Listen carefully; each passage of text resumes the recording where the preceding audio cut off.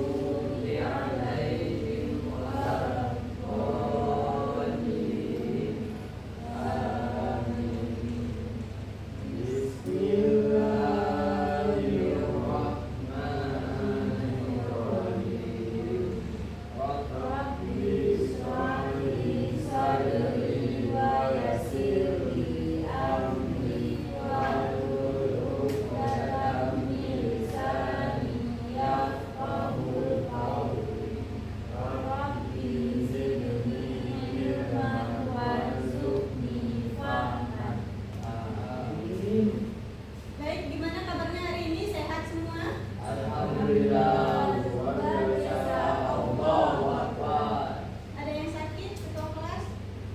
ada Bu. Rizka Khairi pulang dulu. Sakit apa? Demam ya Bu. Yang lain Ibu cek kehadirannya aja satu-satu ya. Ya Bu. Aida Mufira, Hadir. mana Aida? Yang di pojok itu.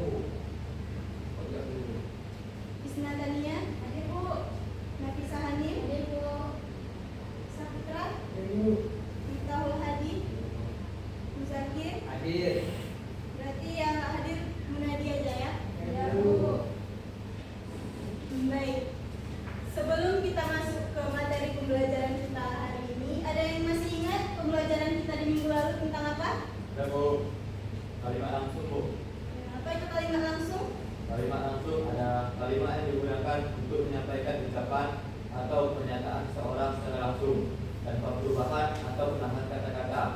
Kalimat langsung biasanya ditandai dengan tanda kutip dan digunakan untuk menyampaikan pesan atau pernyataan yang sebenarnya diucapkan oleh seseorang. Ya, benar sekali ya. Jadi kalimat langsung nantinya akan berhubungan dengan materi pembelajaran kita pada hari ini.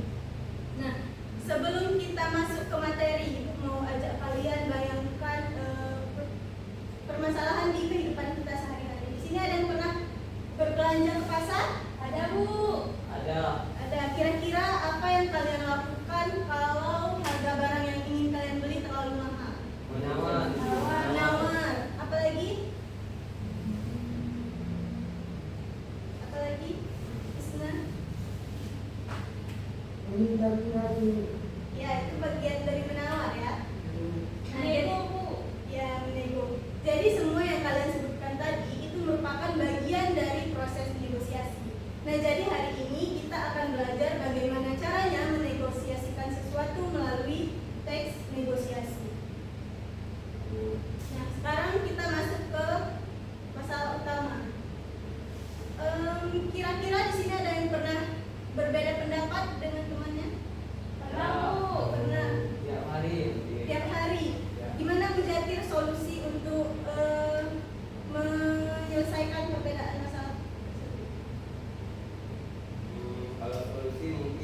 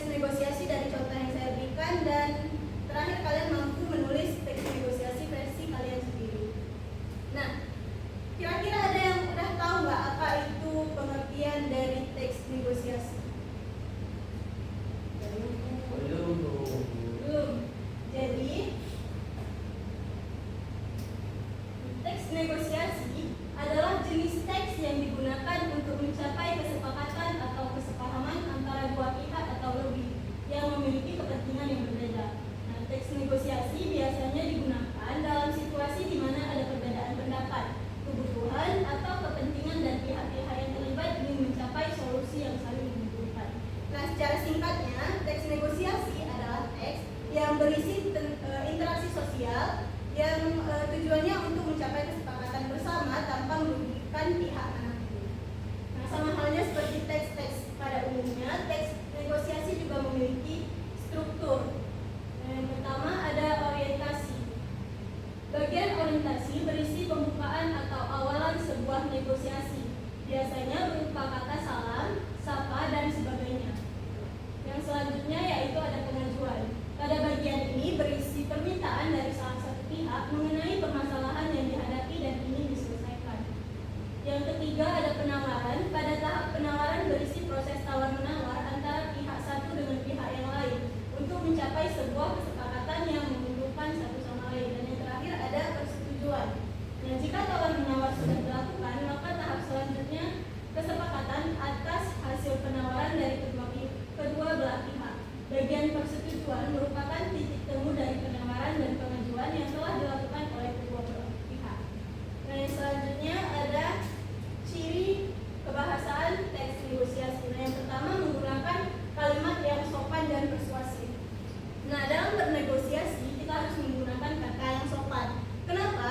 Karena kita di sini melalui proses tawar-menawar, penawaran bukan pemaksaan, dan menggunakan kalimat persuasif.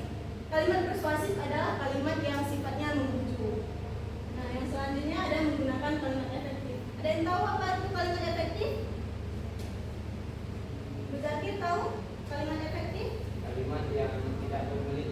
Iya, kalimat yang tidak berbelit. Benar. Isna tahu? Kalimat yang jelas, Bu. Iya, betul ya yang dikatakan oleh teman-teman. Nah, lebih tepatnya kalimat efektif adalah kalimat yang mampu menyampaikan pesan kepada penerima sesuai dengan apa yang kita maksud. Nah, yang selanjutnya menghindari kata kasar. Ini sama seperti yang sebelumnya, karena kita melakukan proses tawar-menawar, jadi harus menggunakan kalimat yang sopan. Nah, yang terakhir ada menggunakan kalimat tawaran. Nah, sejauh ini ada yang ingin ditanyakan mengenai pengertian, struktur maupun unsur kebahasaan sebelum Ibu kasih tugas. Nah, sebelum kita tutup pembelajaran, ada yang mau menyimpulkan pembelajaran hari ini? Ya, Bu. Boleh, Isna?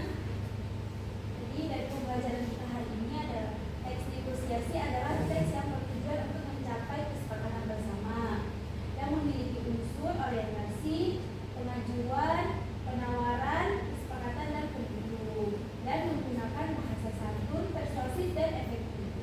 Ya, sudah benar ya disebutkan oleh Isna. Tangan yakin.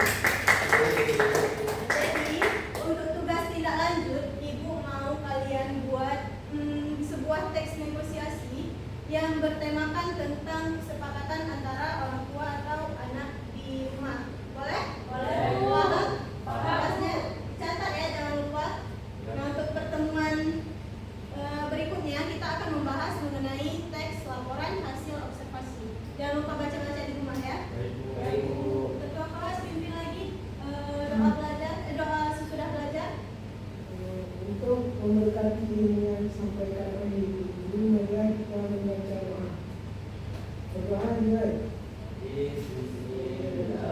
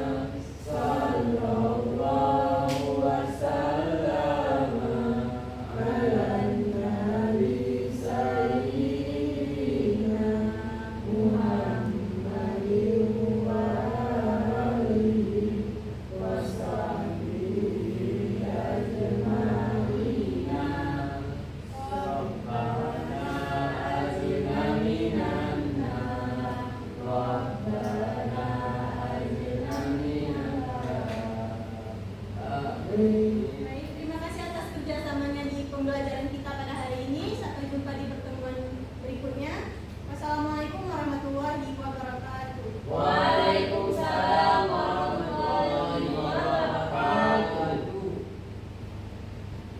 Yeay, berapa menit?